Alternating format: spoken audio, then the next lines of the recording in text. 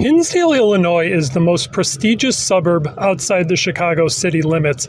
Originally designed by William Robbins as an escape from the industrialist city of Chicago, it is considered the first wealthy suburb west of Chicago. Now, while there are other similar suburbs like Kenilworth and Lake Forest, what separates HINSDALE is its blend of old money, wealth, and legacy, and new money, affluent culture. There's really no other town in the United States that blends those two things together. So I am not a real estate agent, but I'm a former 20-year car salesman that was born in HINSDALE, Illinois, and has lived and worked in the area for almost 50 years. So I can sort of speak on this.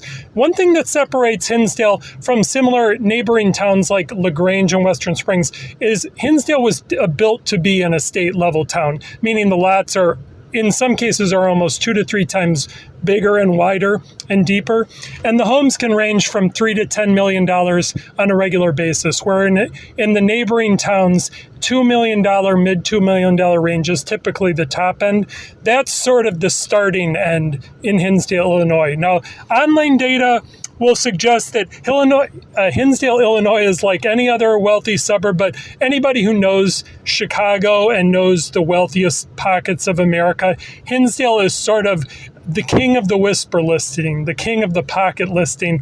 Very elite, affluent people who even come from out of the country look to put their children into school at HINSDALE Central High School because it's the #1 rated public high school in the country. Therefore, there's a perception that you get an elite private school education essentially for free by buying into this wealthy community. And it's not a gated suburb. It is actually, for the most part, it's open. It has wide brick paved streets, tree-lined streets, and it's very well-to-do families have lived there for 4 to 5 generations, going back to the Industrial Revolution. So who do you compare William Robbins, who is the founder of HINSDALE, Illinois? Who is the likely comparison? Well, William B. Ogden was the first mayor of Chicago and the first major landowner. So William Robbins also is very similar. He purchased about 650 acres in the 1860s. And why it is different than neighboring towns like Western Springs and LaGrange is it was originally built about 50 to 60 years to be estate level. So that is why people bid on these homes. They don't negotiate down, they negotiate up because homes here are very limited. It's sort of landlocked, and it's like considered to be like an expensive watch or an expensive car.